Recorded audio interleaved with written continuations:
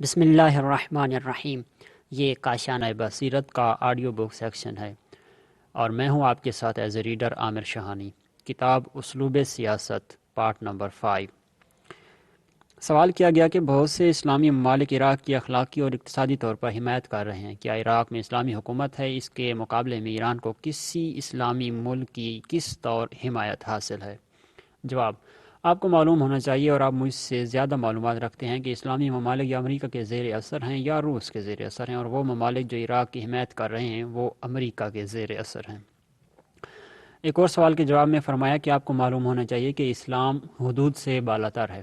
افغانستان کا مسلمان ہو یا فلسطین کا مسلمان ہو یا کسی اور جگہ کا، جس طرح ایک حدیث ہے کہ مثل المؤمنین فی تراحمہم کمثل جسد الواحد، مومنین و مسلمین بدن کے اعضاء کی مانند ہیں۔ جب بدن میں ایک عضو کو تکلیف ہوتی ہے تو اس کے نتیجے میں سارے بدن کو بخار بھی ہو جاتا ہے اور رات کو نیند بھی نہیں آتی۔ تو اس حوالے سے مسلمانوں کا فرض ہے جہاں پر بھی مسلمانوں کو تکلیف ہو ان کے ساتھ اسلام کے حوالے سے ہمدردی کریں۔ جس طرح ایک دوسری حدیث بھی ہے، من سمع رجلا ینادی یا اہل المسلمین فلم یجبہ فلیس بمسلمین، کہ جس نے کسی ایک بندے کو یہ آواز دیتے ہوئے سنا کہ کہہ رہا ہو اے اہل مسلمان، یعنی میری مدد کرو، اور وہ بندہ اس کا جواب نہ دے تو وہ مسلمان نہیں ہے۔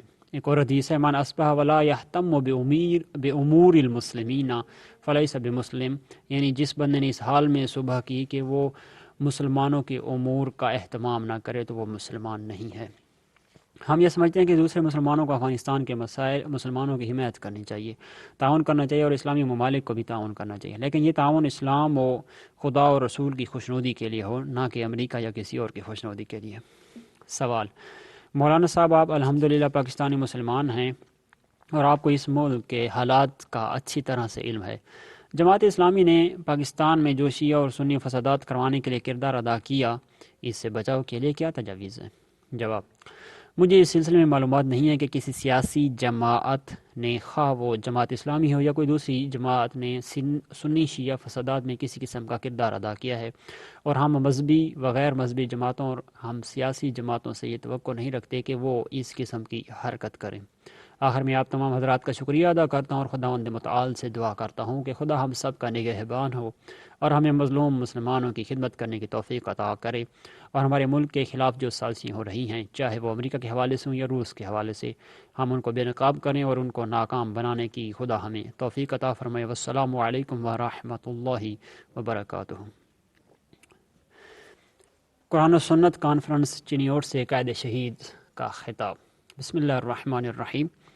الحمد للہ رب العالمین والصلاة والسلام علی سید الاولین والآخرین خاتم النبیین ابی القاسم محمد وعلی المعصومین من آلہ والمنتجبین من صحبہ، والسلام علینا وعلی عباد اللہ الصالحین، وبعد فقد قال العظیم اعوذ باللہ من الشیطان الرجیم ولا تہنوا ولا تحزنوا وانتم الاعلون ان کنتم مؤمنین۔ سورہ آل عمران آیت 139۔ جیسا کہ آپ کو پتہ ہے کہ آج 25 سوال کا دن ہے، یعنی روز شہادت حضرت امام صادق علیہ السلام ہے۔ ایسے دن اور ایسی مبارک جگہ پر ہم امام صادق علیہ السلام کے پیروکاروں اور فقہ جعفریہ کے ماننے والوں کی خدمت میں کچھ عرائض پیش کرنا چاہتے ہیں۔ اگرچہ میرا ارادہ تھا کہ امام صادق علیہ السلام کے بارے میں کچھ مطالب آپ کی خدمت میں عرض کرتا، لیکن وقت کی کمی کی وجہ سے، اور دوسرا چونکہ آپ مسلسل تقاریر سن رہے ہیں اور گرمی بھی زیادہ ہے، میں نہیں چاہتا کہ آپ کو زیادہ زحمت دوں۔ صرف ہمارے جو موجودہ مسائل و مشکلات ہیں، اس حوالے سے آپ کو کچھ زحمت دوں گا۔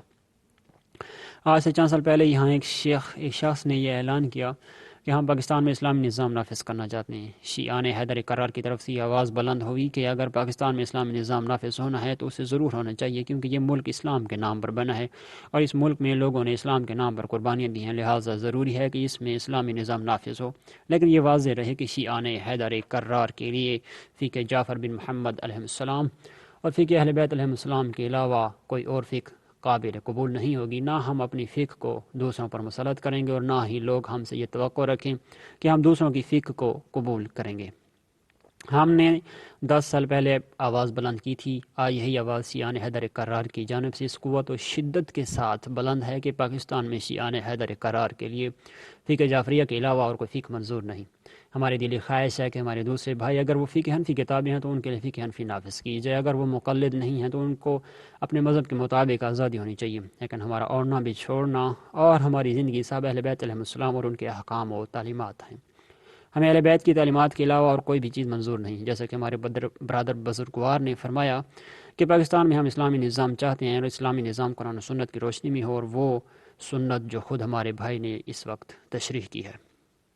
برادران عزیز، ہم دیکھتے ہیں کہ یہ لوگ عجیب ہیں، جب دیکھتے ہیں کہ اس وقت ہمارا اقتدار خطرے میں ہے تو پھر اسلامی حکومت کا نعرہ بلند کرتے ہیں، جب دیکھتے ہیں کہ ہمارا اقتدار مضبوط ہو گیا ہے تو پھر کہتے ہیں کہ ہم نے جس مقصد کے لیے حکومت منتخب کی تھی اس مقصد میں ہم ناکام ہو گئے۔ جب حکومت بنائی گئی تو کچھ دن بعد انہوں نے یہ اعلان کیا تھا، میرے خیال میں آج سے 3 یا 3.5 سال پہلے کی انٹرویو میں انہوں نے کہہ دیا تھا کہ ہم اسلامی نظام کے لانے میں ناکام ہو گئے ہیں، لیکن آج جب اس نے اپنے تخت و تاج کے لیے خطرہ محسوس کیا اور جب دیکھا کہ میرے پاس کوئی اور پروگرام نہیں ہے جس کے ذریعے میں لوگوں کو اپنی طرف متوجہ کروں، تو پھر اس نے وہی حربہ استعمال کیا جو اس نے 1978 میں کیا تھا کہ ہم پاکستان میں اسلامائزیشن کرنا چاہتے ہیں۔ یہاں پر میں علماء اسلام کی خدمت میں عرض کروں، سنی علماء ہوں یا شیعہ علماء ہوں، اے علماء اسلام، یہ تمہارے لیے لمحہ فکریہ ہے کہ آج آپ کے ہوتے ہو وہ شخص کہ جس کی اپنی ذاتی زندگی میں اسلام کا کوئی پہلو نظر نہیں آتا، جب روس کے ثقافتی طائفے آتے ہیں تو یہ ان کے ساتھ مل کر بیٹھتا ہے اور ان عورتوں کے ساتھ ہاتھ ملاتا ہے، جب اس کی شخصی زندگی میں اسلام نہیں، جب اس کے گھر میں اسلام نہیں، تو وہ شخص پورے ملک میں کس طرح اسلام نافذ کر سکتا ہے؟ ہم یہ سمجھتے ہیں کہ اس ملک میں اسلام وہ لوگ نافذ کر سکتے ہیں جو اپنی شخصی زندگی میں من و عن 100% خود کو اسلام کا پابند سمجھتے ہیں۔ میرا برئی ہم یہ کہتے ہیں کہ اس وقت جب تم ماشاء اللہ کے چیف ایڈمنسٹریٹر تھے اور ملک کے سیاہ و سفید کے مالک تھے اور تمام اختیارات تمہارے ہاتھ میں تھے، تو اس وقت تم نے اسلام نافذ نہیں کیا، تو آج تم کس طرح یہ معجزہ کر دکھاؤ گے اور کون سا جادو تم کر دکھاؤ گے؟ یہی لوگ جو تم نے اس وقت کابینہ میں لیے ہیں یہ کون ہیں؟ کیا کل یہی جنیجو صاحب کے ساتھ نہیں تھے؟ تم نے جنیجو حکومت کی برطرفی کے لیے ایک بہانہ اور جواز یہ پیش کیا کہ یہ رشوت خور ہیں، یہ ایسے ہیں اور یہ ویسے ہیں۔ آج کیوں تم نے انہیں اپنی کابینہ میں شامل کر لیا ہے؟ علی ابن ابی طالب علیہ السلام نے فرماتے ہیں ان الحق القدیم لا یبطل الشیء، کہ اگر جنیجو دور کے پارلیمنٹ ممبران نے رشوت کھائی ہے یا کوئی اور غداری یا دھاندلی کی ہے اور ان کا محاسبہ ہو سکتا ہے، تو 1977 سے جب تم نے اور تمہارے ساتھیوں نے مارچ اللہ لگایا اور اس وقت تمہارے ساتھیوں کے پاس کچھ نہیں تھا، اور آج انہوں نے ملک سے باہر بڑی بڑی فرمیں خرید لی ہیں، تو ان کا بھی محاسبہ ہونا چاہیے۔ جس طرح تم نے ایک کالم اور ایک پریس کانفرنس سے جو حکومت کو تہس نہس کر دیا ہے، اس طرح ہو سکتا ہے کہ اگر کوئی اور نہیں تو یہی قوم و ملت بیدار ہو جائے اور تمہیں ان کے سامنے محاسبے کے لیے پیش ہونا پڑے۔ ایسا نہیں ہے، تم خیال کرو کہ بس اب میرے مقابلے میں کوئی بھی نہیں ہے۔ برادران عزیز، ہم سوچتے ہیں کہ پاکستان میں اسلامی نظام نافذ ہونا چاہیے۔ یہ ذمہ داری ان متعہد علماء کی ہے کہ جو درباروں میں حکومت کے اشاروں پر کام نہیں کرتے بلکہ وہ صرف اور صرف خدا، رسول، قرآن اور مسلمین کے مفادات کو مد نظر رکھتے ہیں۔ کون نہیں جانتا کہ یہ افراد جن کو انہوں نے کمیٹیوں میں لیا ہے یہ کبھی حکومت کی مخالفت نہیں کر سکتے۔ اسلامائزیشن کے حوالے سے یہ تو وہی اسلام نافذ کریں گے جو ضیاء حکومت اور مارشاء اللہ کے دور میں جو کچھ اس نے کیا ہے اس کو تحفظ فراہم کرے۔ برادران عزیز، ہم علماء اسلام سے برادرانہ، درد مندانہ اور مخلصانہ اپیل کرتے ہیں کہ خدا کے لیے آپ کب تک یہ دیکھتے رہیں گے کہ یہ لوگ اسلام کو بدنام کرنے اور اسے اپنے ذاتی مفاد کے لیے استعمال کرتے رہیں؟ اے علماء اسلام، اب وقت آ گیا ہے کہ تنگ نظری کو چھوڑ دیں۔ آپ کی اس تنگ نظری نے اسلام و مسلمین کو سخت نقصان پہنچایا ہے۔ ایک دوسرے کو تسلیم کریں، ایک دوسرے کے احساسات و جذبات کو مجروح نہ کریں۔ شیعہ ہوں یا سنی، جس مکتب فکر سے بھی تعلق رکھتے ہیں، ان سب کو بٹھا کر سارے مکاتب فکر کی آراء کو مد نظر رکھتے ہوئے قرآن و سنت کی روشنی میں ایک ایسا اسلامی نظام مرتب کیا جائے کہ جس میں کسی بھی مکتب فکر کو احساس سے محرومیت نہ ہو۔ برادران عزیز، میں انتخابات کے حوالے سے بات نہیں کروں گا، اس لیے کہ ہمارے سامنے 2 مرتبہ 90 دن کے اندر انتخابات کروانے کے وعدے کا تلخ تجربہ موجود ہے۔ اب اگر ملک میں عوام اور سیاسی پارٹیوں کی طرف سے ان پر دباؤ ڈالا گیا تو ہو سکتا ہے کہ وہ انتخابات کروا دیں، اور ہم بھی یہی چاہتے ہیں کہ ملک میں جمہوریت ہو۔ یہاں سے کیسٹ کٹی ہوئی ہے۔ کیا اس قسم کے فسادات کراچی، صوبہ پنجاب اور صوبہ سرحد میں پہلے کبھی نہیں ہوئے تھے؟ پھر ان وجوہات کی بنا پر اگر جنیجو کو حکومت کرنے کا حق نہیں ہے تو ہم سمجھتے ہیں کہ پھر ضیاء کو بھی حکومت کرنے کا کوئی حق نہیں۔ جب ضیاء نے ریفرنڈم کروایا تو اکثریت نے اس کا بائیکاٹ کیا تھا اور اس نے اسی ریفرنڈم کے نام پر اپنے آپ کو قوم پر مسلط کیا۔ لوگوں سے تو اس نے یہی کہا تھا کہ اگر آپ اسلامائزیشن چاہتے ہیں تو میں اسلام نافذ کرتا ہوں۔ اب قوم کو کہنا چاہیے کہ چونکہ تم اسلام کے نام پر ہمارے اوپر مسلط ہوئے تھے، اگر جو حکومت 3 سال میں اپنے مقاصد پورے نہ کر سکی اور ختم ہو گئی ہے، تو تمہیں بھی تقریباً 4 سال ہونے کو ہیں جس مقصد کے لیے تم نے اپنے آپ کو ملک کا صدر منتخب کیا تھا۔ جب وہ پورا نہ ہو سکا تو تمہیں بھی اپنے عہدے سے استعفیٰ دینا چاہیے۔ اب تمہارے باقی رہنے کا کوئی جواز نہیں ہے۔ اسی طرح یہ فسادات آپ کے دور میں بھی ہوئے ہیں، لیکن ہم سمجھتے ہیں کہ ان کے مقاصد کچھ اور تھے، اسلام صرف بہانہ تھا۔ برادران عزیز، ہم یہ واضح کر دینا چاہتے ہیں کہ تحریک نفاذ فقہ جعفریہ شیعان حیدر کرار کے حقوق کے حوالے سے خواہ و عزاداری کا مسئلہ ہو یا تعلیم و دینیات اور قوانین کا مسئلہ ہو یا اسی طرح کے دوسرے مسائل ہوں، ہم ان میں سے کسی کو نظر انداز نہیں کر سکتے۔ اس کے ساتھ ساتھ پاکستان کے شہری ہونے کے حوالے سے تحریک نفاذ فقہ جعفریہ ملک کے سیاسی اور اجتماعی مسائل میں بھرپور کردار ادا کرنا چاہتی ہے۔ برادران عزیز، ہم اس وقت ان دونوں محاذوں پر تب بھرپور کردار ادا کر سکتے ہیں جب ہماری صفوں میں انتشار اور اختلاف نہ ہو بلکہ وحدت و اتحاد ہو۔ جس طرح برادر بزرگوار نے فرمایا کہ ظاہر میں آپ دیکھتے ہیں تو انگلیاں مختلف ہیں، لیکن جب دشمن کا سامنا ہوتا ہے تو 5 انگلیاں ایک مٹھی کی صورت میں یکجا ہو کر دشمن کی طرف بڑھتی ہیں۔ اگر ہم متحد و متفق ہیں تو پھر ہمارے حقوق ہم سے کوئی نہیں چھین سکتا۔ اسی طرح ملک کی سطح پر اتحاد بین المسلمین کا مسئلہ ہو یا ملک کے دوسرے مسائل ہوں، ان سب میں ہم اپنا بھرپور کردار ادا کر سکتے ہیں۔ برادران عزیز، ہم عزاداری کا مسئلہ ہو یا اتحاد بین المسلمین کا یا عالم اسلام کے دوسرے مسائل ہوں، ہمیں ان سب کی طرف بھرپور توجہ دینی چاہیے۔ مجھے یہ سن کر بڑی خوشی ہوئی کہ چنیوٹ میں یوم القدس بھرپور طریقے سے منایا گیا اور چنیوٹ کے مسلمانوں نے یہ ثابت کر دیا کہ یہاں چنیوٹ کے شیعہ ہیں، وہاں پر چنیوٹ کے شیعہ مسلمان بھی ہیں۔ فلسطینی مسلمانوں کے لیے ان کے سینوں میں درد موجود ہے اور انہوں نے اپنے نعروں کے ذریعے مرد آباد امریکہ، مرد آباد روس اور مرد آباد اسرائیل کے نعرے لگا کر بڑی طاغوتی طاقتوں اور کفار سے نفرت کا اظہار کیا ہے۔ اسی طرح ہفتہ وحدت کو آپ شیان طریقے سے منائیں، سنی بھائیوں اور ان کے علماء کے ساتھ مل کر اجتماعات منعقد کریں۔ اسی طرح یوم انہدام جنت البقیع کو اچھے انداز میں منائیں۔ مجھے اس بات پر بھی بڑی خوشی ہوئی کہ چنیوٹ میں نہ صرف ہمارے بھائیوں نے اس اسلامی ذمہ داری کا احساس کرتے ہوئے اس کام کو انجام دیا، بلکہ ہماری غیور بہنوں نے بھی بھی حضرت فاطمہ زہرا سلام اللہ علیہا کی بیٹیوں اور حضرت زینب علیہ السلام کی شاگردوں نے بھی یوم انہدام جنت البقیع کو شان طریقے سے منایا اور ایک جلوس کی شکل میں نکل کر مکمل حجاب اسلامی کے ساتھ ان افراد سے برات اور نفرت کا اظہار کیا کہ جنہوں نے آل رسول علیہ السلام کی قبور کے ساتھ وہ کچھ کیا جو دشمنان اسلام اور کفار بھی نہ کر سکے۔ برادران عزیز اور میری محترم بہنوں، ہم یوم انہدام جنت البقیع اس وقت تک مناتے رہیں گے جب تک حجاز پر آل سعود کا ناجائز تسلط باقی ہے، جب تک ائمہ طاہرین علیہ السلام کی قبور جنت البقیع میں یوں ہی ویران ہیں، اصحاب اور امہات المومنین کی قبور اسی طرح ویران ہیں۔ برادران عزیز، اسی طرح برات از مشرکین ششم ذو الحجہ، یہ وہ دن ہے کہ جس دن ہمیں قرآن مجید کی اس آیت پر عمل کرنا چاہیے، وَأَذَانٌ مِّنَ اللَّهِ وَرَسُولِهِ إِلَى النَّاسِ يَوْمَ الْحَجِّ الْأَكْبَرِ أَنَّ اللَّهَ بَرِيءٌ مِّنَ الْمُشْرِكِينَ وَرَسُولُهُ سورۃ توبہ آیت 3۔ خدا اور خدا کے رسول کی طرف سے تمام لوگوں کے لیے یہ اعلان ہے کہ حج کے موقع پر مشرکین سے برات اور نفرت کا اظہار کیا جائے۔ خدا اور اس کے رسول صلی اللہ علیہ وآلہ وسلم نے ان سے برات کی ہے، مسلمانوں کو بھی ان سے برات کرنی چاہیے۔ میرے عزیز بھائیو، دیکھو آج لوگ کہتے ہیں کہ حج میں سیاسی مسائل کو نہیں چلنا چاہیے۔ ہم ان سے پوچھتے ہیں کہ کیا خود رسول اکرم صلی اللہ علیہ وآلہ وسلم نے اس موسم حج سے سیاسی فائدہ اٹھایا یا نہیں؟ آپ تاریخ اٹھا کر دیکھیں کہ رسول اللہ صلی اللہ علیہ وآلہ وسلم نے کس طرح حج سے یہ فائدہ اٹھایا۔ آپ نے صفا اور عرفات میں حاجیوں کے خیموں میں جاتے تھے اور ان کو اسلام کی طرف بلاتے تھے۔ ابو لہب اور اس کے دیگر ساتھی رسول اللہ کے پیچھے پیچھے جاتے تھے اور لوگوں سے کہتے تھے کہ معاذ اللہ، ان باتوں پر عمل نہ کرو، یہ ایسے ہیں اور یہ ویسے ہیں۔ جبکہ آج ہم دیکھتے ہیں کہ کچھ صحیح مسلمان، خواہ وہ سنی ہوں یا شیعہ، وہ جب قرآن کی اس آیت پر عمل کرتے ہوئے موسم حج میں مشرکین سے برات کا فریضہ انجام دیتے ہیں تو آل سعود اور ان کے ہم نوا یہ پراپیگینڈا کرتے ہیں کہ حج میں سیاسی مسائل کو چھیڑنا بدعت ہے۔ ہم پوچھتے ہیں کہ خود رسول اللہ کیوں سیاسی استفادہ کرتے تھے؟ کون سا سیاسی فائدہ نہیں اٹھانا چاہیے؟ وہ جو امریکہ اور روس کے خلاف ہو اور مسلمانوں کے مفاد میں جاتا ہو۔ خود آل سعود مکہ میں مختلف واعظ اور درباری علماء کو جمع کر کے کانفرنسیں منعقد کرتے ہیں اور ان کانفرنسوں میں آل سعود کے حق میں قراردادیں پاس کی جاتی ہیں۔ اس قسم کے سیاسی مسائل چھیڑنے کی تو اجازت ہے، لیکن مظلوم افغانستان کی بات ہو یا فلسطین مظلوم کا مسئلہ ہو، ایران عراق جنگ میں ایرانی مسلمانوں کی مظلومیت کا مسئلہ ہو یا مسلمانوں کے دوسرے مسائل ہوں، تو آل سعود اس کی اجازت نہیں دیتے۔ برادران عزیز، میں آپ سے یہی توقع رکھتا ہوں کہ 6 ذوالحجہ یوم برات از مشرقین کو نہ بھولیے۔ کسی مسجد میں ہی کیوں نہ ہو، آپ وہاں جمع ہو کر مشرقین یعنی امریکہ اور روس، اسرائیل اور ان کے چیلوں سے برات کا اظہار کر کے قرآن کی اس آیت پر عمل کریں۔ برادران عزیز، میں نے عرض کیا کہ میں آپ سے کچھ اور باتیں بھی کرنا چاہتا تھا، لیکن وقت کی تنگی کی وجہ سے انہیں نظر انداز کرتا ہوں۔ یہ ضرور عرض کروں گا کہ عزاداری کو کم چیز تصور نہ کریں اور اسے اہمیت دیں، جس طرح کہ خود امام صادق علیہ السلام کہ جن کا آج شہادت کا دن ہے اسے اہمیت دیتے تھے۔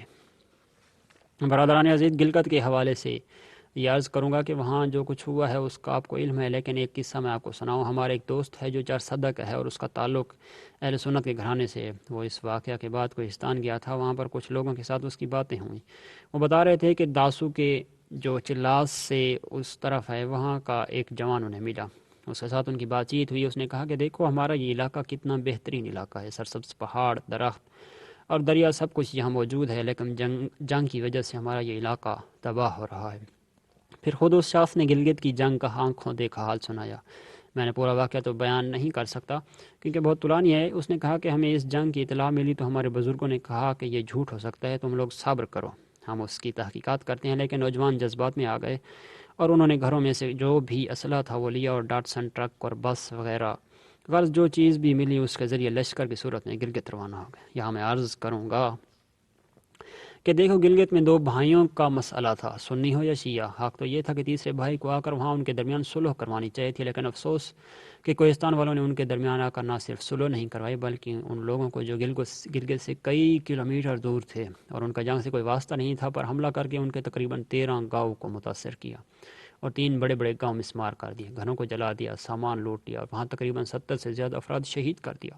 تو میں عرض کر رہا تھا کہ وہ جوان بتا رہا تھا کہ ہم گئے لیکن ہم نے دیکھا کہ وہ لوگ ہماری ڈاٹسن کو گلگت کی بجائے دوسرے ایک گاؤں کی طرف لے گئے۔ ہم نے ان سے پوچھا تو انہوں نے بتایا کہ جنگ گلگت میں ہے، وہاں مسلمانوں کے ساتھ کافروں نے یہ کیا ہے وہ کیا ہے۔ بہرحال انہوں نے ہماری ڈاٹسن اس گاؤں میں کھڑی کی اور اس کے بعد وہاں 6 آدمی آئے جو مال غنیمت لے کر آ رہے تھے۔ وہ جوان بتا رہا تھا کہ ہم نے تو اس ظلم میں شرکت نہیں کی، لیکن ہمارے لوگوں نے جلال آباد والوں کے ساتھ اور شیعوں کے ساتھ وہ سلوک کیا کہ 4 صدہ کا یہ آدمی بتا رہا تھا کہ خود وہ نوجوان رو رہا تھا، اس کی آنکھوں سے آنسوؤں کا سیلاب جاری تھا۔ وہ کہہ رہا تھا کہ ہمارے لوگوں نے ان بیچاروں کے ساتھ وہ ظلم کیا کہ نہ تو ان کے بوڑھوں پر رحم کیا، نہ ہی ان کے بچوں پر رحم کیا اور نہ ہی حیوانات پر رحم کیا۔ یہاں تک کہ انہوں نے کہا تھا کہ کافروں کے ساتھ جنگ ہے۔ جب گھروں کو انہوں نے لوٹا تو ان کے گھروں میں قرآن مجید اور دوسری مذہبی کتب تھیں۔ ہم نے انہیں کہا اے وائے کہ تم لوگوں نے تو مسلمانوں کے گھروں پر ہم سے لشکر کشی کروائی ہے۔ برادر عزیز، یہ ایک ایسے نوجوان کا بیان ہے کہ جو خود اس لشکر میں شامل تھا۔ وہ کہہ رہا تھا کہ ہم پچھتا رہے ہیں اور اس بات پر ہم شرمندہ ہیں، خدا سے معافی چاہتے ہیں کہ ہم نے مسلمانوں کو قتل کیا جو کلمہ گو تھے اور جو نماز پڑھتے تھے، جن کے ہاں مساجد تھیں، جن کے گھروں میں قرآن تھا، وہی قرآن جو ہمارے گھروں میں ہے۔ برادر عزیز، یہ سب کچھ کیا ہو رہا ہے اور کون کروا رہا ہے؟ مجھے یقین ہے کہ اگر کوہستان کا کوئی سنی اس میں شامل ہے تو اس کو غلط فہمی میں لے گئے۔ دراصل یہ پروگرام ان لوگوں نے بنایا تھا کہ جن کا تعلق نہ سنی مکتب فکر سے اور نہ ہی شیعہ مکتب فکر سے ہے۔ وہ چاہتے ہیں کہ مسلمانوں کو آپس میں برسر پیکار رکھیں اور انہیں کمزور کر دیں۔ برادران عزیز، محرم آنے والا ہے، آپ کو ہوشیار و بیدار رہنا چاہیے کہ کوشش کریں کہ اس قسم کے افراد غلط قسم کی افواہیں نہ اڑائیں کہ کسی اور جگہ اس قسم کے مسائل پیدا ہو جائیں۔ تو میں عرض کر رہا تھا کہ یہ دین خود امام صادق علیہ السلام سے منسوب ہے اور یہ مدرسہ کہ جس میں آج یہ پروگرام ہو رہا ہے یہ بھی امام صادق علیہ السلام کا مدرسہ ہے۔ ہمیں بہت خوشی ہے کہ چنیوٹ میں شاید پورے ملک کی نسبت تحریک سب سے زیادہ منظم ہے، مردوں میں بھی اور خواتین میں بھی۔ یہاں مرد حضرات اور خواتین دونوں اسلام، قرآن اور اہل بیت اطہار علیہ السلام کے لیے کام کر رہے ہیں، اور میں سمجھتا ہوں کہ اس میں بالخصوص اس مدرسے کا بھی کردار ہے۔ آپ اپنے مدرسے کی طرف توجہ دیں، مدرسے سے اپنے روابط کو مضبوط بنائیں، مدرسے سے تعاون آپ کی ذمہ داری ہے۔ یقیناً اگر یہ مدرسہ مضبوط ہوگا تو یہ آپ کا مورچہ ہے، پھر آپ پر کوئی الغار نہیں کر سکے گا۔ یہ امام صادق علیہ السلام کا مدرسہ ہے، وہ امام صادق علیہ السلام کے جو خود عزاداری کو بہت اہمیت دیتے تھے اور دوسروں کو بھی اس کی طرف متوجہ کرتے تھے۔ جب محرم کا مہینہ ہوتا تو امام علیہ السلام کبھی بھی اس میں ہنستے نہیں تھے، گھر میں اچھے شعراء بلا کر ان سے مرثیہ پڑھواتے تھے اور امام خود روتے تھے اور ان کے ساتھ گھر میں موجود سیدانیاں بھی روتی تھیں۔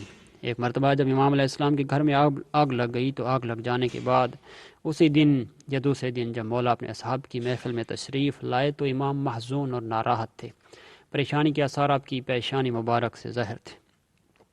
اصحاب نے تسلیت و تعزیت عرض کی اور ساتھ ہی عرض کیا کہ مولا آپ کے گھرانے کے ساتھ یہ کوئی پہلا واقعہ تو نہیں ہے، اس سے پہلے بھی کئی واقعات آپ کے گھرانے میں رونما ہوئے ہیں، تو کیوں اتنے پریشان اور محزون ہیں؟ امام علیہ السلام نے فرمایا آپ کی بات صحیح ہے کہ یہ کوئی پہلی بار نہیں تھا اور شاید آخری بار بھی نہ ہو، لیکن جس بات سے میں متاثر اور پریشان ہوا ہوں وہ یہ ہے کہ میں گھر سے باہر تھا، جب میں نے خواتین کی چیخ و پکار سنی تو گھر کے اندر گیا تو اس وقت گھر کے اندر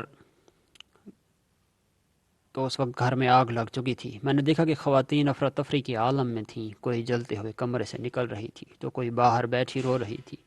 اس منظر کو دیکھ کر میرے ذہن میں عصر عاشور کا واقعہ مجسم ہو گیا۔ اس وقت تو میں ان کے پاس موجود تھا، میں مرد تھا اور میں آگ بجھا رہا تھا، اور بالآخر میں نے آگ بجھا دی، لیکن مجھے وہ وقت یاد آیا کہ جب سید الشہداء شہید ہو گئے تو دشمنوں نے خیموں پر یلغار کر دی، خیموں کو آگ لگا دی، ایک ایک خیمہ جل رہا تھا، اور رسول صلی اللہ علیہ وآلہ وسلم کی بیٹیاں، زہرا کی بیٹیاں جب ایک خیمے سے نکلتی ہیں تو دوسرے خیمے میں پناہ لیتی ہیں، جب دوسرے میں جاتی ہیں تو وہ جلنا شروع ہو جاتا ہے تو تیسرے میں پناہ لیتی ہیں۔ وہ بیویاں ادھر ادھر دوڑ رہی تھیں، آہو بکا کر رہی تھیں، فریاد کر رہی تھیں، لیکن کوئی ان کی فریاد کو سننے والا نہیں تھا، کوئی نہیں تھا جو ان کی مدد کرتا۔ الا لعنۃ اللہ علی القوم الظالمین وسیعلم اللہ وسیعلم الذین ظلموا ای منقلب ینقلبون۔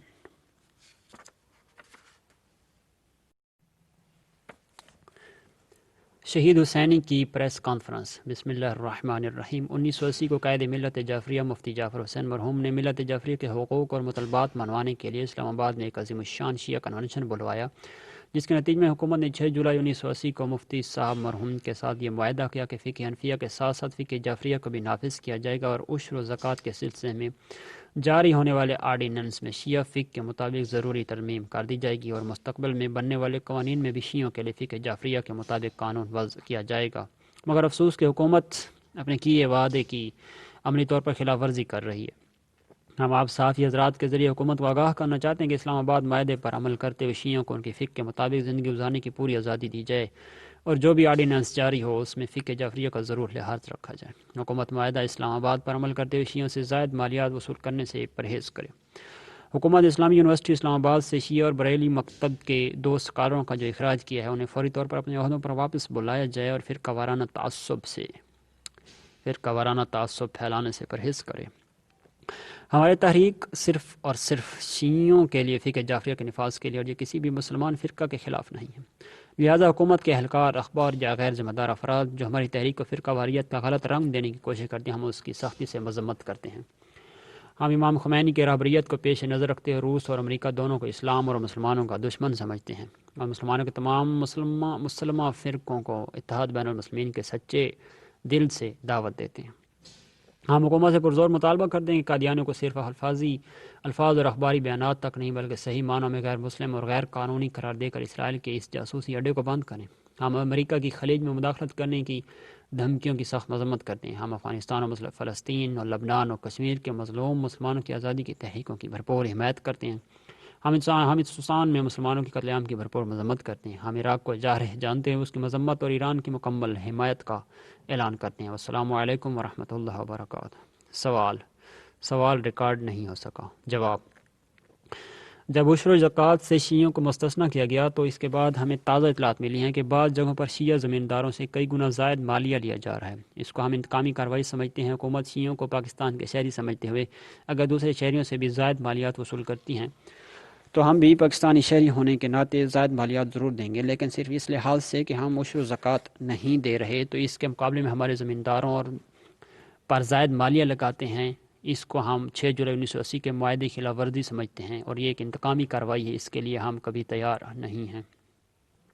سوال: قادیانیوں کے متعلق سوال تھا جو 61 میں واضح نہیں۔ جواب: قادیانیوں کو صرف قانون کے لحاظ سے غیر مسلم قرار دینا کافی نہیں بلکہ مملکت کے خلاف ان کی ریشہ دوانیوں کو ختم کرنا چاہیے۔ سوال: آپ اگر ان کو اسرائیل کا ایجنٹ کہتے ہیں تو کس پروف کی بنا پر ہے؟ جواب: یہاں تک ہم نے مطالعہ کیا ہے کہ غلام احمد قادیانی کو انگریزوں نے اس لیے بنایا تھا تاکہ مسلمانوں کے اندر انتشار ڈالے اور دوسرا مسلمانوں کی جاسوسی کرے۔ اصل مذہب ان کا یہی ہے، یہاں سے شروع ہوا، جیسا کہ ایران میں بہائیت ہے، یہاں پر یہ قادیانیت ہے۔ علاوہ ازیں بعض جگہوں پر خود ہمارے دوستوں نے ہمیں بتایا تھا کہ وہاں اسرائیل میں باقاعدہ ان کے افراد تربیت پاتے ہیں، پھر ادھر ادھر جا کر اسلام کے خلاف پراپیگنڈا کرتے ہیں، جس طرح مولانا صاحب فرماتے ہیں کہ لیبیا میں ان کا پورا ایک اڈا ہے۔ سوال: دوسرے ممالک جہاں مسلمان رہتے ہیں، اگر وہ یہ کہیں کہ مسلمان یہاں جاسوسی کرتے ہیں تو کیا اس الزام میں مسلمانوں کو اپنے ملک سے باہر نکال دیں، مثلاً بھارت میں مسلمان؟ جواب: اسی سلسلے میں عرض کروں گا کہ ایک دفعہ ہم افراد کی بات کرتے ہیں، افراد تو ہر جگہ کسی حکومت کی طرف سے ضرور ہوں گے، لیکن ہم افراد کی بات نہیں کرتے۔ ہم یہ سمجھتے ہیں کہ یہ قادیانی مذہب صرف جاسوسی کے لیے بنایا گیا۔ اسلام خود ایک مکتب فکر ہے، خدا کا بھیجا ہوا دین ہے، نہ کہ جاسوسی کے لیے کسی کا ایجاد کردہ ہے۔ اگر فرض کریں جس طرح آپ فرما رہے ہیں کہ ہندوستان میں اگر کوئی اس طرح جاسوسی کرتے ہوں تو وہ تو ہم کہیں یا نہ کہیں، جب حکومت ہندوستان کو پتہ چلے کہ زید یا عامر پاکستان کا خیر خواہ ہے یا پاکستان کو کوئی خبر بھیجتا ہے تو وہ اسے ضرور نکال دیں گے۔ اس کے لیے تو پھر کسی آرڈیننس کی ضرورت ہی نہیں ہے۔ سوال: آقا صاحب، آپ نے کل اپنی تقریر میں اتحاد بین المسلمین پر زور دیا کہ اس سلسلے میں کیا آپ پر امید ہیں؟ جواب: ہمیں اپنے دل میں پوری تسلی ہے کہ یہ لہر جو اسلام کے لیے اٹھی ہے نتیجہ خیز ہوگی۔ ہم یہ تو نہیں کہہ سکتے کہ سال بعد، 5 سال، 10 سال بعد، لیکن حالات سے ہمیں یہ پتہ چلتا ہے کہ ہماری نوجوان نسل میں جو اسلام کا جذبہ بیدار ہو گیا ہے ایک دن کامیاب ہو جائے گا، اور اسلامی ممالک میں انشاءاللہ اسلامی حکومتیں اور قرآنی حکومتیں قائم ہو جائیں گی انشاءاللہ۔ سوال: مسلمان ممالک میں جو اختلافات ہیں ان کو ختم کرنے کے لیے بھی کوئی کوشش ہو رہی ہے؟ مثلا لیبیا کے مصر کے ساتھ تعلقات ٹھیک نہیں، شام کے کسی اور کے ساتھ ٹھیک نہیں۔ جواب: آپ کی خدمت میں عرض کروں کہ اگر ہم خدا اور اسلام کے لیے اٹھیں، جب ہم اسلامی حکومت چاہتے ہیں، تو اگر مصر اور لیبیا میں بھی اسلامی حکومت آئے گی تو وہ ہمارے بھائی ہیں، ہم ان کے ساتھ تعاون کریں گے۔ غرض جہاں بھی آئے گی وہاں پر پھر اسلام ہمارے درمیان قدر مشترک ہے۔ ابھی یہ جو آپ نے مثلا لیبیا مصر کی مثال دے دی، وہ بھی آپ کو معلوم ہے کہ لیبیا کی حکومت نے مصر کی بلاک کا سہارا لیا ہوا ہے، اور مصر میں جو حکومت ہے اس نے مغربی بلاک کا سہارا لیے ہوئے ہے، انہوں نے خدا کا سہارا نہیں لیا ہے۔ اگر صحیح معنوں میں قرآن کے دامن میں پناہ لیں اور خدا کی طرف متوجہ ہوں تو اس وقت ہم اسلام کے لیے کام کریں گے، پھر جغرافیائی حدود اسلام میں کوئی اہمیت نہیں رکھتی، پھر تو ہم ہر جگہ بھائی بھائی ہوں گے اور ایک دوسرے کی حمایت کریں گے۔ جہاں بھی آپ دیکھیں گے کہ جو تحریک چلی ہیں تو اسی بنیاد پر چلتی ہیں، اسلام اور قرآن کے نام پر۔ سوال: علامت صاحب، کیا آپ اسلام کو سیاست سے جدا سمجھتے ہیں یا نہیں؟ اگر سمجھتے ہیں تو اس وقت ملک میں ماشاء اللہ ہے، آپ اس حکومت سے مطالبات کر رہے ہیں، آپ موجودہ حکومت کو آئینی سمجھتے ہیں یا غیر آئینی سمجھتے ہیں؟ اور آیا یہ آپ کے مطالبات کو تسلیم کر لیے جائیں تو وہ آئینی ہوں گے یا غیر آئینی؟ جواب: ملک میں اگر 73 کا آئین ہے تو آپ بتائیں کہ کیا وہ آئین کے تحت آیا ہے کہ ہم اسے آئینی سمجھ لیں؟ جب آئین کے مطابق آیا ہی نہیں ہے تو پھر اس کو کیسے آئینی سمجھ لیں؟ دوسرا مسئلہ میں عرض کرتا ہوں کہ کچھ باتیں ایسی ہوتی ہیں کہ جو اس عنوان سے ہوتی ہیں قانونی حکومت ہے یا نہیں، مگر جہاں تک ہمارے مطالبات کا تعلق ہے اس کے لیے قانونی حکومت کی ضرورت نہیں، یعنی اصل میں ہم مطالبہ اس وقت جو انتظامیہ ہے اس سے کر رہے ہیں، یہ آپ قبول کریں یا نہ کریں، انہوں نے بھی قبول کیا ہے کہ انتظامیہ اس کے ہاتھ میں ہے، تو اب اس وقت اسلام کا نام لیتا ہے۔ ہم کہتے ہیں اگر آپ اسلام کی بات کرتے ہیں تو ہم فقہ جعفریہ والے اپنی فقہ مانتے ہیں، مسئلہ یہ ہے کہ اس کا حکومت کے قانونی ہونے یا نہ ہونے سے کوئی تعلق نہیں ہے۔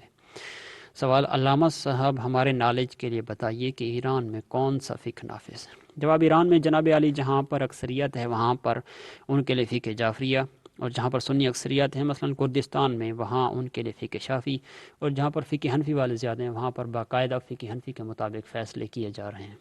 سوال: جہاں تک ایران کا آئین میں نے پڑھا ہے تو اس میں تو یہ ہے کہ ایران کا سرکاری مذہب فقہ جعفریہ ہے۔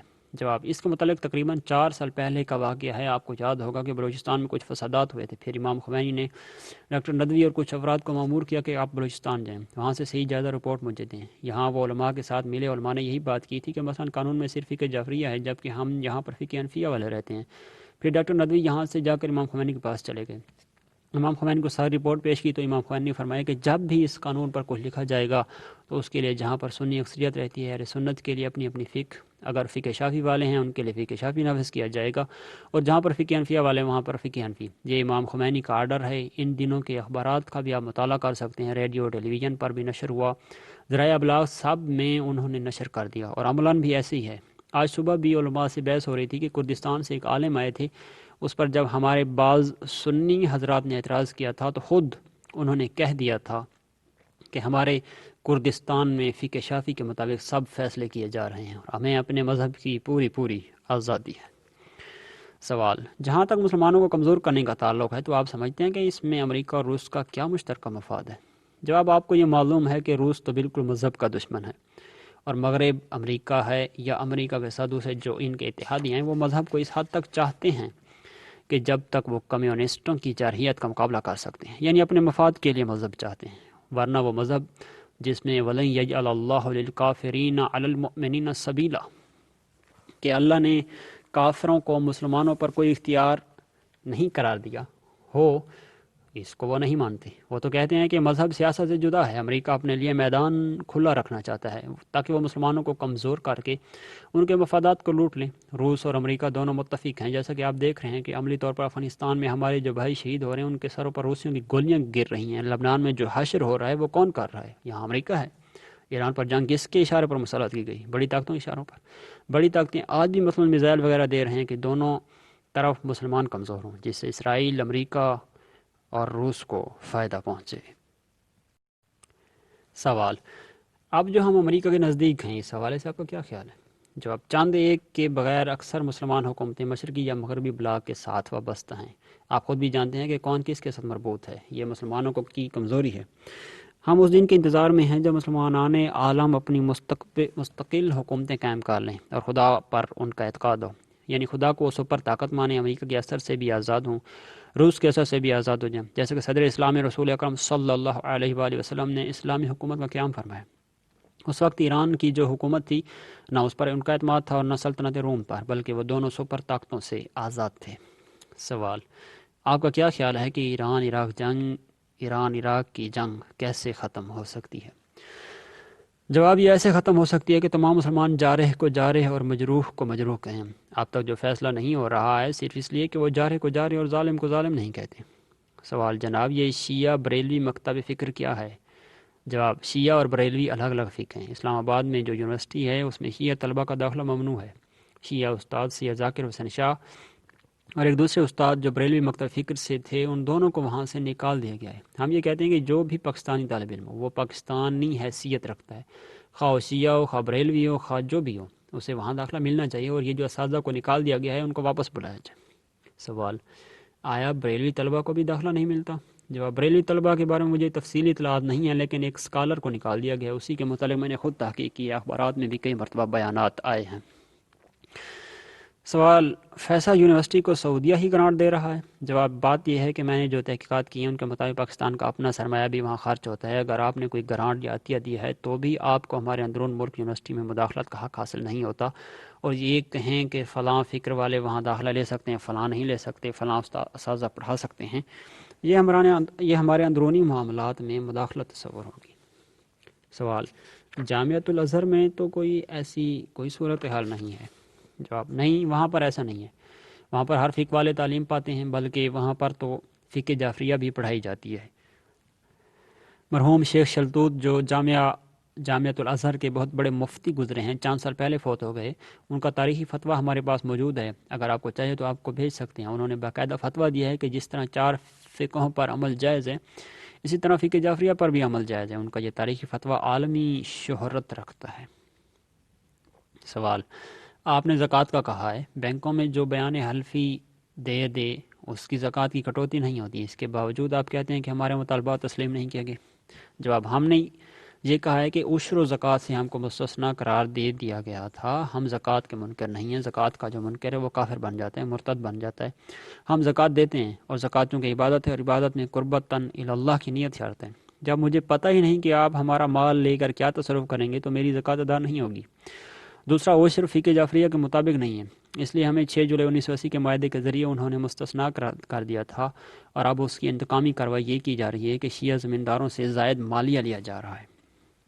سوال: کیا عام لوگوں سے بھی زائد مالیات لیے جا رہے ہیں؟ جواب: نہیں، اہل سنت زمینداروں سے یہ اضافی مالیہ نہیں لیا جا رہا۔ سوال: آپ کے خیال میں جو زکوٰۃ کا نظام نافذ ہوا ہے اسلام کے مطابق صحیح نہیں ہے؟ جواب: آج ہی ہمارے اہل سنت والجماعت کے علماء کے ساتھ کچھ دیر گفتگو ہوئی، خود انہوں نے کہا کہ ہم سنی بھی ایسی زکوٰۃ کو غیر شرعی سمجھتے ہیں۔ سوال: یہ ایک غیر شرعی چیز ہے، آپ اس کو ہٹانے کے لیے کیا عملی اقدامات تجویز کرتے ہیں؟ جواب: اس سلسلے میں علماء اہل سنت سے ہماری بات ہو رہی ہے۔ سوال: آپ کے نزدیک زکوٰۃ دینا ایک انفرادی فعل ہے یا کہ حکومت کی ذمہ داری ہے کہ وہ زکوٰۃ کاٹے؟ جواب: زکوٰۃ کے بارے میں حضرت علی علیہ السلام نے نہج البلاغہ میں پورا خطبہ ارشاد فرمایا ہے۔ آپ فرماتے ہیں کہ اگر آپ کسی کے پاس جائیں اور اسے مطالبہ کیا کہ میں زکوٰۃ کے لیے آیا ہوں تو اس نے کہہ دیا کہ ہمارے پاس مال زکوٰۃ نہیں ہے، تو پھر آپ دوسری بات مت کرو۔ اگر اس نے کہہ دیا کہ میری بکریوں یا اونٹوں میں زکوٰۃ ہے، زکوٰۃ واجب ہوگی، آپ امام کی طرف سے آئے ہیں، حکومت وقت کی طرف سے آئے ہیں، تو لے لو۔ اگر اس نے کہہ دیا نہیں مجھ پر واجب نہیں، نصاب تک میرا مال نہیں پہنچا ہے، تو آپ کو دوسرا حرف بولنے کا حق نہیں ہے، فوراً واپس ہو جاؤ۔ سوال، آپ اتحاد بین المسلمین پر زور دے رہے ہیں اور امت مسلمہ جیسا کہ آپ چاہتے ہیں کہ ایک پلیٹ فارم پر جمع ہو جائے، تو پھر خلیفہ کس فرقہ سے ہو؟ جواب، اتحاد بین المسلمین اس کے متعلق عرض کروں کہ ہم جو اتحاد بین المسلمین کے قائل ہیں، یہ مقصد نہیں ہے کہ یہ شیعہ سنی بنے یا سنی شیعہ بنے، یا کچھ وہ چھوڑ دے اور کچھ یہ چھوڑ دیں تاکہ مشترک یا مخلوط ایک چیز بنے۔ مقصد یہ نہیں ہے۔ ہمارا مقصد یہ ہے کہ کچھ ایسی باتیں جو اصول دین ہیں، جو سنی شیعہ میں مشترک ہیں، توحید کے اہل سنت قائل ہیں، نبوت کے سنی بھی قائل ہیں، شیعہ بھی قائل ہیں، سنی بھی مانتے ہیں، شیعہ بھی مانتے ہیں، کعبہ بھی سب کا ایک ہے، حج بھی سب کرتے ہیں، قرآن ہم سب کی ایک کتاب ہے۔ ایسے مشترکات کو لیا جائے جو فقہی مسائل ہیں، وہ اہل سنت اپنی فقہ کے مطابق اور شیعہ اپنی فقہ کے مطابق عمل کریں، ایک دوسرے کے خلاف جھگڑا لڑائی نہ اٹھائیں، اور دشمن مشترک جو امریکہ، روس، اسرائیل اور ہندوستان ہیں، ان کا اکٹھا مقابلہ کر لیں۔ ہماری اتحاد بین المسلمین سے یہ مراد ہے۔ اب معلوم ہے کہ ایک جگہ پر حکومت آ گئی جیسا کہ آج کل ایران میں، وہاں پر شیعہ فرقہ کے مطابق فقیہ جامع شرائط سربراہ ہوگا جیسا کہ امام خمینی ہیں۔ پاکستان میں مسلم یہ کہہ دیں کہ سنی شیعہ مل کر قرآن اور اسلام کے مطابق حکومت بنائیں، جس میں اہل سنت کو ان کے حقوق اور شیعوں کو اپنے حقوق دیے جائیں۔ اس کے مطابق اتحاد بین المسلمین سے ہماری غرض یہ ہے کہ نہ سنی شیعہ بنے اور نہ شیعہ سنی بنے، بلکہ مشترکات کو لے کر اختلافی مسائل کو نہ چھیڑا جائے اور ایک دوسرے کے مقدسات کا احترام کیا جائے، ایک دوسرے کے احساسات کو مجروح نہ کریں، اور دونوں مل کر مشترکہ دشمن جو ہم سب کا ہے یعنی کفر، اس کا مقابلہ کریں۔ سوال، کیا اسلامی ممالک کی اگر مشترکہ فوج قائم کی جائے؟ جواب، واجب ہے، لیکن امریکہ کے کہنے پر نہ۔ اگر امریکہ کے کہنے پر بنے گی تو وہ امریکی مفادات کے لیے کام کرے گی، روس کے کہنے پر بنے تو وہ روس کے لیے کام کرے گی۔ خود مسلمان مل کر اپنی ضروریات اور مشکلات کو دیکھ کر اپنی ایک مشترکہ فوج بنائیں۔ سوال، آپ کے نزدیک آج ایران میں اسلامی معاشرہ قائم ہے؟ جواب، اگر میں کہوں تو ہو سکتا ہے آپ یہ کہیں کہ چونکہ آپ شیعہ ہیں اس لیے۔ نہیں، خدا شاہد ہے، ہم شیعہ ہونے کی وجہ سے نہیں کہہ رہے، بلکہ ہم یہ حقیقت سمجھتے ہیں۔ ہمارے بڑے بڑے علماء پاکستان میں یا پاکستان سے باہر جو ہیں، وہ سب یہی کہتے ہیں کہ ایران میں اسلامی معاشرہ ہے۔ اہل سنت کے علماء کہتے ہیں اگر اسلامی معاشرہ آج قائم ہے تو وہ ایران میں ہے۔ سوال، کیا پاکستان میں اسلامی معاشرہ قائم کرنے کی جو جد و جہد ہو رہی ہے، اس سے آپ مطمئن ہیں؟ جواب، نہیں، ہم مطمئن نہیں ہیں۔ فقط میں نہیں بلکہ ملت اسلامیہ پاکستان میں کوئی بھی مطمئن نہیں۔ سوال، پاکستان میں کتنی شیعہ آبادی ہے؟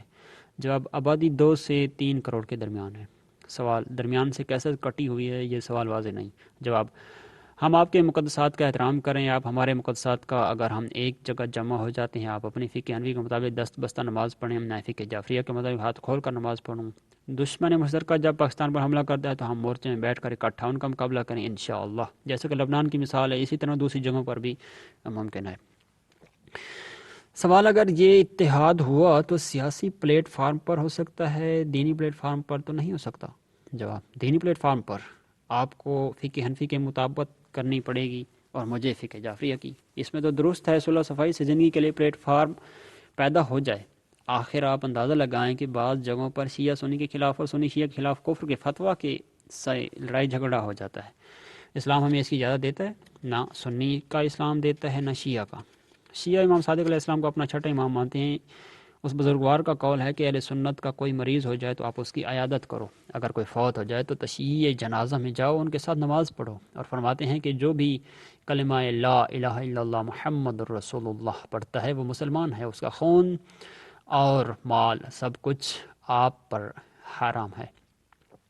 اسی طرح ترمذی میں، صحیح بخاری میں پیغمبر اکرم صلی اللہ علیہ وآلہ وسلم کی حدیث ہے، کل من قال لا الہ الا اللہ محمد رسول اللہ ولہ ما للمسلمین، جس نے بھی یہ کلمہ پڑھ لیا وہ مسلمان ہے، جو مسلمان کے حقوق ہیں وہ سب اس کے لیے ثابت ہو جاتے ہیں، اس کا خون آپ پر حرام ہے، اس کا مال حرام ہے، سب چیزیں حرام ہیں۔ سنی اگر سنی ہے وہ شیعہ کو مسلمان سمجھے گا، شیعہ اگر شیعہ ہے وہ اپنی فقہ کے مطابق سنی کو مسلمان سمجھے گا۔ والسلام علیکم ورحمۃ اللہ وبرکاتہ۔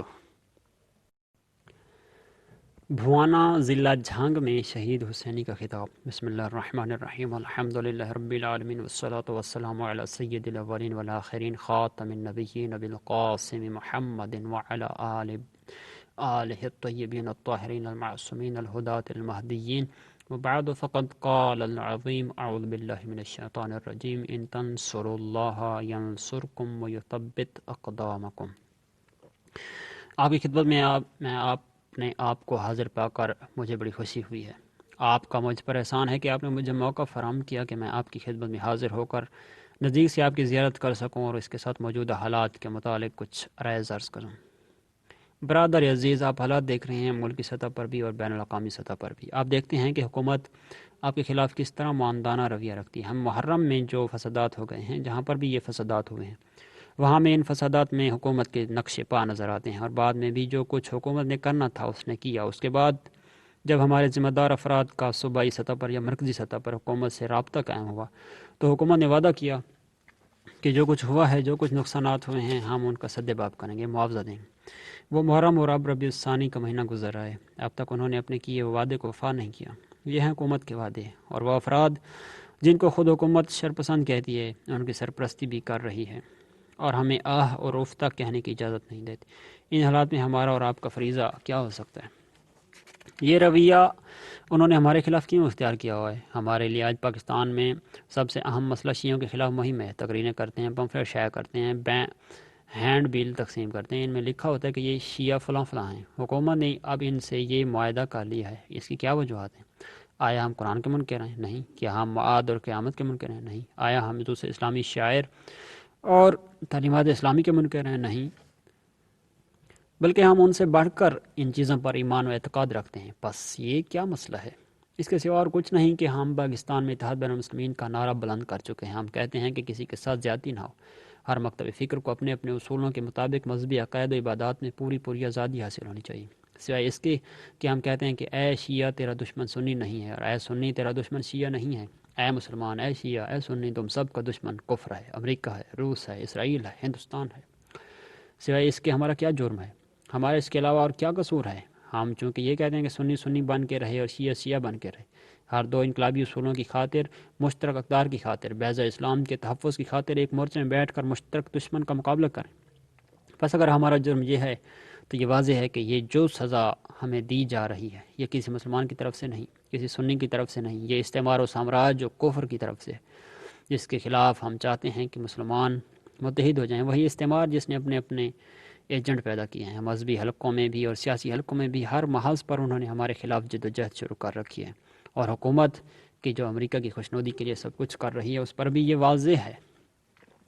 میں بار بار کہتا ہوں کہ یہ نعرہ سن لو امریکیوں، نہ لگایا کریں۔ آپ ایسے کہیں کہ سن لے امریکہ، سن لے ریگن، سن لے گورباچوف۔ اگر آپ سن لو امریکیوں کا نعرہ لگائیں گے تو اس سے غلط فہمیاں پیدا ہو سکتی ہیں۔ اگرچہ آپ کا مطلب خود امریکہ ہے اور امریکہ واقعا مرد آباد ہے، پھر بھی اپنے بھائیوں سے میں یہ خواہش کرتا ہوں کہ اس قسم کا نعرہ نہ لگائیں جس سے غلط فہمی پیدا ہو۔ آپ نعرہ لگائیں، سن لو ریگن، سن لو امریکہ، سن لو گورباچوف، سن لو اسرائیل، ہم تمہاری موت ہیں۔ اب جب ہم یہ نعرے لگاتے ہیں تو ہم اپنے سنی اور شیعہ بھائیوں کو بھی یہ باور کرا دینا چاہتے ہیں کہ ہم سب کا دشمن امریکہ ہے، سب کا دشمن روس ہے، ہم سب کا دشمن اسرائیل اور ہندوستان ہے، سنی شیعہ کا دشمن نہیں، شیعہ سنی کا دشمن نہیں، اور یہ دونوں آپس میں بھائی بھائی ہیں، یہ دونوں اسلام اور قرآن کے محافظ ہیں۔ تو اس جرم میں ہمارے خلاف مہم شروع کی گئی ہے جو آپ دیکھ رہے ہیں۔ آپ خود بتائیں، آیا ہم مرد آباد امریکہ کا نعرہ نہیں لگائیں گے؟ ہم مرد آباد اسرائیل کا نعرہ نہیں لگائیں گے؟ ہم مرد آباد یزیدیت کا نعرہ نہیں لگائیں گے؟ ہم یہ کہتے ہیں کہ جس دن سے ہم نے لا الہ الا اللہ کا کلمہ پڑھ لیا ہے تو اس دن سے ہم نے کہہ دیا ہے کہ ہر باطل کے مقابلے میں ہمیں لا الہ الا اللہ کہنا ہے، خواہ روس ہو، امریکہ ہو، یا ان کا یہاں پر کوئی اور ایجنٹ ہو۔ ہم ان سے بیزاری کا اعلان ضرور کریں گے، کبھی مرد آباد امریکہ کا نعرہ لگائیں گے، کبھی مرد آباد یزیدیت کا نعرہ لگائیں گے۔ ہمیں اس راہ میں جتنی بھی تکالیف آئیں، ہمیں جتنی بھی اذیتیں پہنچائیں، جو کچھ سزا دینا چاہیں دے دیں۔ ہمارے پیشواؤں نے، ہمارے شیعہ بزرگوں نے اس راہ میں مصیبتوں اور مشکلات کو تحمل کیا ہے، اور کبھی باطل کے ساتھ انہوں نے معاہدہ نہیں کیا، خواہ امریکہ ہو یا روس ہو یا ان کے ایجنٹ ہوں۔ ہم ان کے خلاف جد و جہد جاری رکھیں گے۔ ہم اس راستے پر تحمل و اعتماد کو ہاتھ سے نہیں جانے دیں گے۔ یہ ایک مسئلہ ہے کہ جس کے متعلق آپ کو ہوشیار و آگاہ رہنا ہے۔ برادران عزیز، دوسرا مسئلہ جس پر اس وقت اس ملک میں بڑی شد و مد کے ساتھ بحث و مباحثہ کیا جا رہا ہے وہ ہے شریعت بل۔ مسئلہ یہ ہے کہ ہم شیعہ، جس طرح کہ مجھ سے پہلے حجت الاسلام فاضل حسین موسوی حافظہ اللہ تعالیٰ نے فرمایا، مسلمان ہیں۔ مسلمان ہونے کی حیثیت سے ہم ایک مقصد کے لیے، ایک فکر کے لیے قرآن و سنت کے علاوہ کسی اور مغربی یا مشرقی انحرافی افکار کا بنا ہوا قانون تسلیم نہیں کرتے۔ ہم مسلمان ہیں، ایک مسلمان کے لیے آر ہے کہ وہ قرآن کے سائے کے علاوہ کسی اور ازم میں زندگی گزارے۔ ہم اگر زندگی گزارنا چاہتے ہیں، زندہ رہنا چاہتے ہیں، تو پھر قرآن کے سائے میں زندگی گزاریں گے۔ ہم مسلمان ہیں، ہم چاہتے ہیں کہ قرآن و سنت کی بالادستی ہو، کہ اسلامی شریعت نافذ ہو۔ ہم نہ مغربی افکار کو صحیح سمجھتے ہیں اور نہ مشرقی کو۔ ہم مغربی قوانین مشرقی قوانین کو کسی صورت میں بھی برداشت نہیں کر سکتے۔ مسئلہ یہ ہے کہ جو بھی شریعت کے نام پر بازار میں آ گیا ہم اس کو خرید لیں، یا جو صحیح معنوں میں شریعت اسلامیہ ہو اس کو تسلیم کر لیں۔ ہم یہ کہتے ہیں کہ قرآن و سنت کی بالادستی ہمارے اور آپ کے لیے ایک منزل ہے۔ شریعت ایسی ہونی چاہیے کہ جس میں ہر مکتب فکر کو، خواہ وہ سنی ہو، خواہ وہ شیعہ ہو، خواہ وہ اہل حدیث ہو، خواہ وہ کوئی بھی ہو، اسے اپنے مکتب فکر کے مطابق زندگی گزارنے کا حق ملنا چاہیے۔ ہم یہ کہتے ہیں کہ جو کچھ شریعت بل میں شامل ہے وہ صرف ایک مکتب فکر کی ترجمانی کر رہا ہے۔ اس شریعت بل کو اس طرح سے بنایا جائے کہ ہر مکتب فکر والوں کو قابل قبول ہو، جو کہ شیعان حیدر اقرار کے لیے بھی قابل قبول ہو۔ اس کے نفاذ کے لیے بھی ہم جدوجہد کرنے کے لیے تیار ہیں، اور ہم کسی بھی قربانی سے دریغ نہیں کریں گے۔ ہم بار بار کہہ رہے ہیں کہ ہم شریعت کی مخالفت نہیں کرتے۔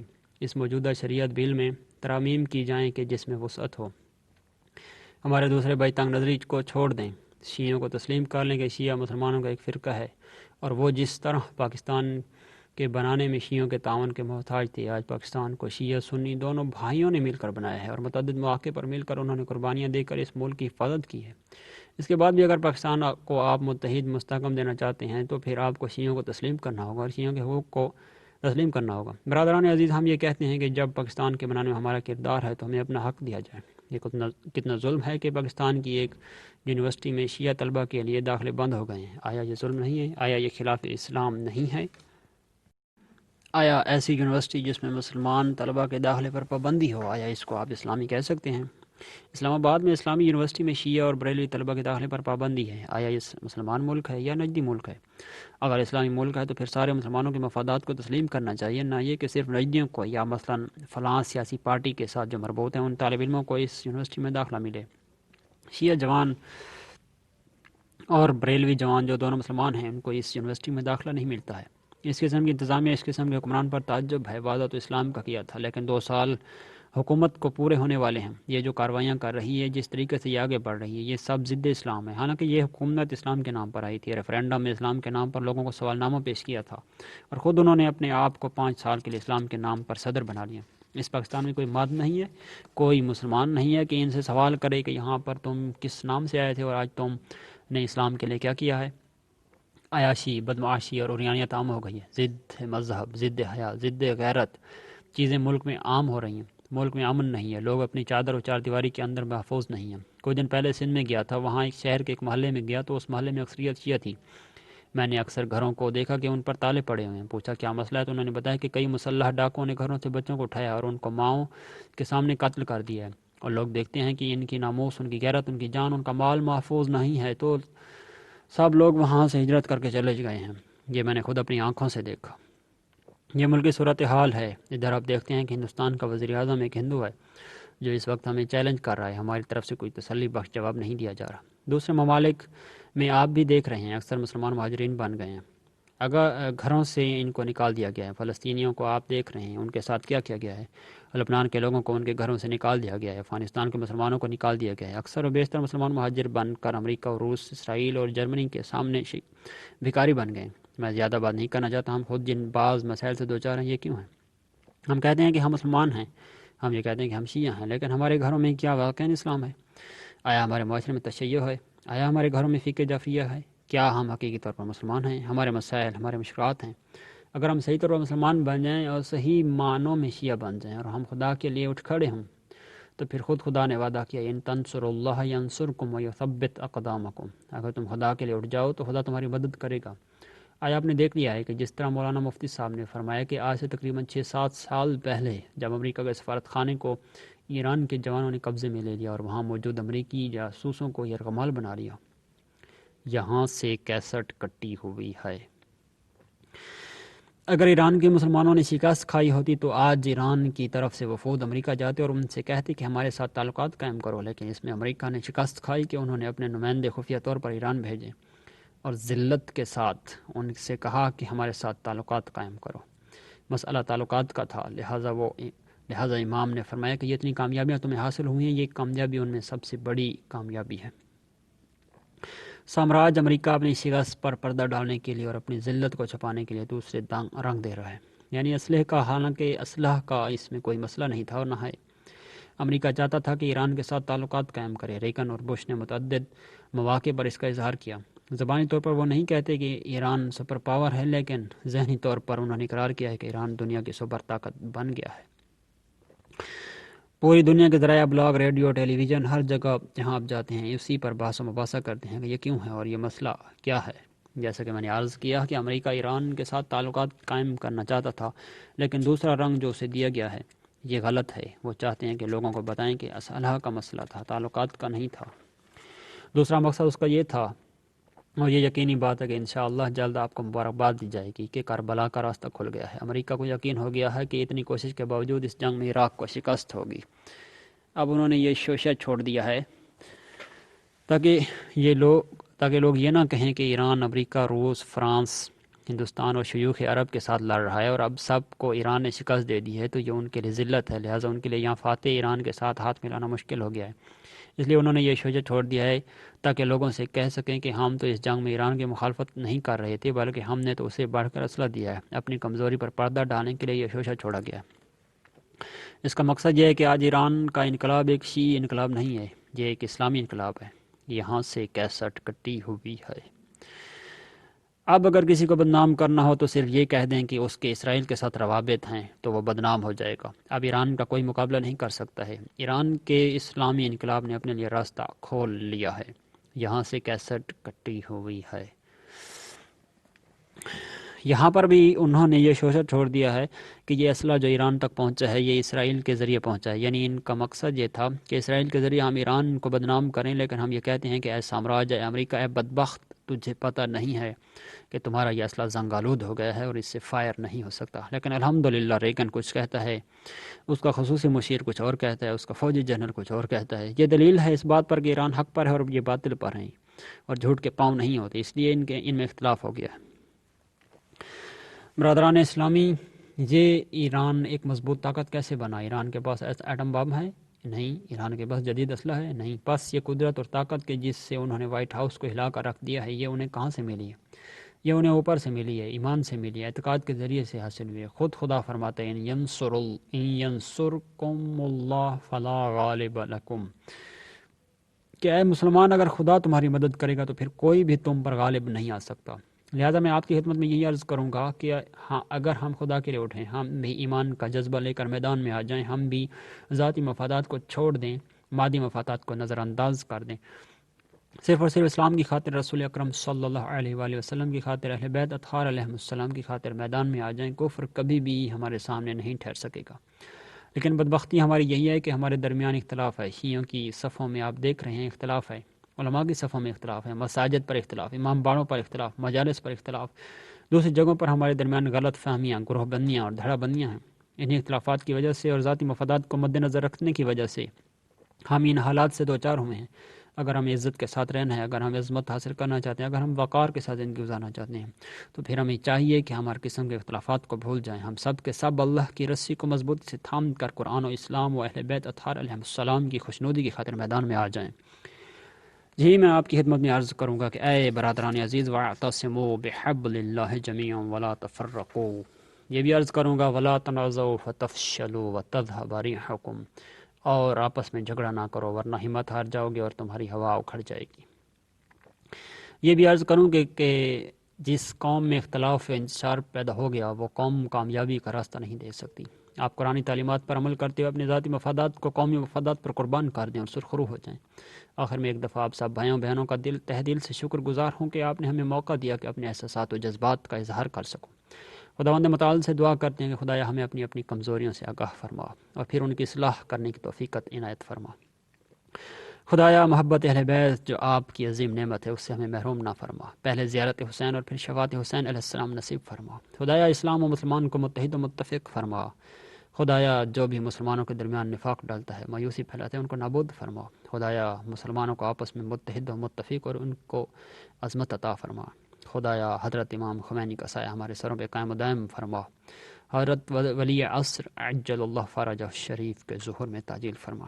ہمیں ان کے قدموں میں شہادت کا شرف نصیب فرما اور انہیں ہم سے راضی و خوشنود فرما۔ والسلام علیکم ورحمۃ اللہ وبرکاتہ۔ 6 نومبر 1986۔ دورہ ایران، شام و لبنان کے بعد کراچی میں قید شہید کا خطاب۔ بسم اللہ الرحمن الرحیم، الحمد للہ رب العالمین والصلاة والسلام علی سید الاولین والآخرین خاتم النبیین ابی القاسم محمد وعلی آلہ الطیبین الطاہرین المعصومین الہداۃ المہدیین الذین اذھب اللہ عنہم الرجس وطہرہم تطہیرا واللعنۃ الدائمۃ علی اعادیہم وظالمیہم من الآن الی یوم الدین۔ وبعد من کلام خالق السماوات والارضین وهو اصدق القائلین اعوذ باللہ من الشیطان الرجیم والذین جاہدوا فینا لنہدینہم سبلنا۔ سب سے پہلے میں ان احباب اور برادران ایمانی سے معذرت چاہتا ہوں جن کو ہماری وجہ سے ایئرپورٹ پر انتظار کرنا پڑا کیونکہ جہاز میں تاخیر ہو گئی۔ علماء کرام اور یہاں کے مسئولین کا کوئی قصور نہیں تھا، بلکہ ہمارے برادر بزرگوار نے ان کو دمشق سے یہی اطلاع دی تھی کہ ہم 6 بجے کراچی پہنچیں گے۔ اور دوسری معذرت یہ کہ ہمارے برادران گرامی نے یہاں کے لیے کچھ پروگرام بنائے تھے، لیکن ان کو یہ پتہ نہیں تھا کہ پشاور میں ہمارا ایک بہت ضروری کام ہے جس کی وجہ سے ہمیں آج ہی جانا پڑے گا۔ میں ایک بار پھر آپ سارے احباب سے معذرت چاہتا ہوں اور آپ کا شکریہ ادا کرتا ہوں۔ ہو سکتا ہے کہ آپ بھی تھکے ہوئے ہوں، لیکن میں شاید آپ سے زیادہ تھکا ہوا ہوں، اس لیے کہ رات کو بھی نہیں سو سکا اور ابھی بھی صبح سے مسلسل اپنے رفقا کی خدمت میں ہوں۔ شاید آج کی رات مجھے بھی جاگنا پڑ جائے، اس لیے میں چاہتا ہوں کہ آپ کے ساتھ آہستہ آہستہ کچھ دل کی باتیں، کچھ احساسات، کچھ تاثرات جو ہمیں اس پربرکت اور بامعنویت 7 ہفتوں یا 50 دن پر مشتمل 3 اسلامی ممالک کے دورے میں حاصل ہوئے ہیں، ان کی کچھ فہرست آپ کی خدمت میں پیش کر سکوں۔ آپ کو علم ہے کہ اس سال حجاج خانہ خدا پر حرم امان الہی میں امریکہ کے اشارے پر سعودی پولیس نے حملہ کیا، فائرنگ کی اور 400 سے زیادہ افراد جن میں سے بیشتر خواتین تھیں یا معذور افراد شہید کر دیا اور سینکڑوں کو زخمی کر دیا اور حرم الہی کے تقدس کو پامال کیا اور ایک بہت بڑے گناہ کے مرتکب ہوئے، صرف اس لیے کہ سعودی خاندان چاہتا ہے کہ امریکہ خوش ہو۔ اس حوالے سے اسلامی جمہوریہ ایران میں حرم کی قداست اور امن کے حوالے سے ایک بین الاقوامی کانفرنس تھی جس میں پورے عالم اسلام سے مختلف مکاتب فکر کی شخصیات، علماء، ادباء اور صحافی جمع ہوئے تھے اور اس مسئلے پر بحث ہوئی کہ مکہ اور مدینہ کہ جس کا تعلق سارے مسلمانوں کے ساتھ ہے کیوں ایک ایسے خاندان کے ہاتھ میں ہو جو خود امریکہ کے ہاتھوں میں کھلونا ہے۔ حج جو ایک الہی فریضہ ہے اور جس کے مختلف ابعاد اور پہلو ہیں اور ایک اہم پہلو جس کے بارے میں قرآن میں آیات ہیں، برات از مشرکین واذان من اللہ ورسولہ الی الناس یوم الحج الاکبر ان اللہ بریء من المشرکین ورسولہ۔ حج کے اس عظیم پہلو کو اگر نظر انداز کیا جائے اور مسلمان وہاں جمع ہو کر برات از مشرکین کے فریضے پر عمل نہ کر سکیں تو یہ کتنے افسوس کی بات ہے۔ اگر ہم چاہتے ہیں کہ مسلمان کامل حج بجا لائیں تو اس کے لیے امن و امنیت کی ضرورت ہے۔ اگر ایک جگہ پر انسان کے لیے امن نہ ہو، اس کے لیے جان و مال کا خطرہ ہو، اس کو بے عزتی کا خطرہ ہو، تو وہ کس طرح وہاں پر عبادات اور حج کے مختلف پہلوؤں کو انجام دے سکتا ہے۔ لہٰذا یہ کہ خداوند متعال نے مکہ اور حرم کو امن کی جگہ قرار دیا ہے، وہاں پر حیوانات کو بھی اذیت نہیں پہنچا سکتے تاکہ حجاج دنیا کے کونے کونے سے جمع ہوں اور آرام و سکون اور اطمینان کے ساتھ حج کے سارے افعال کو بجا لائیں۔ سعودی خاندان حرم مقدس پر مسلط ہے اور حرم میں حاجیوں کے لیے امنیت نہیں۔ اگر کوئی روزہ مقدسہ کو چومتا ہے تو اسے مار کر کہتے ہیں کہ ھذا شرکن۔ اگر کوئی اپنے بدن کو ذریعہ مقدس رسول اعظم رحمۃ للعالمین صلی اللہ علیہ وآلہ وسلم کے ساتھ مس کرتا ہے تو سعودی خاندان کی طرف سے کھڑے ہوئے سپاہی ڈنڈوں کے ساتھ تشدد کرتے ہیں۔ اگر کوئی مکہ و مدینہ میں ان مساجد جو اہل بیت علیہ السلام سے منسوب ہیں یا صحابہ کرام کے ساتھ منسوب ہیں، اگر ان کو ڈھونڈنا چاہے اور وہاں جا کر انسان عبادت کرے تو اسے وہاں سے بھگا دیا جاتا ہے۔ اسی طرح کوئی شخص مکے میں برات از مشرکین کرے جو قرآن کا حکم ہے، کوئی مرد آباد امریکہ، مرد آباد روس، مرد آباد اسرائیل، اللہ اکبر اور لا الہ الا اللہ کے نعرے لگائے تو ان کا جواب گولیوں سے دیتے ہیں۔ جب تک آل سعود مکہ اور مدینہ پر مسلط ہیں تو مسلمان اور حجاج کی نہ تو جان محفوظ ہے اور نہ ہی ان کا ایمان و عزت محفوظ ہے۔ لہٰذا اگر ہم چاہتے ہیں کہ حج کے ارکان کو بطور کامل بجا لیں تو پھر مسلمانوں کو آل سعود کے ہاتھ سے مکہ اور مدینہ کو آزاد کروانا ہوگا، اور ایسے افراد پر مشتمل ایک کمیٹی جو صالح ہوں، عالم ہوں، دیانتدار ہوں اور جتنے بھی اسلامی ممالک ہیں ان کے صحیح نمائندے ہوں، اس کے انتظامات ان کے سپورٹ کیے جائیں۔ اور برادران عزیز، قداست اور امن حرم کے عنوان سے جو کانفرنس ہوئی ہے اس میں پورے عالم اسلام سے یہاں علماء و مفکرین وہاں حاضر ہوئے تھے۔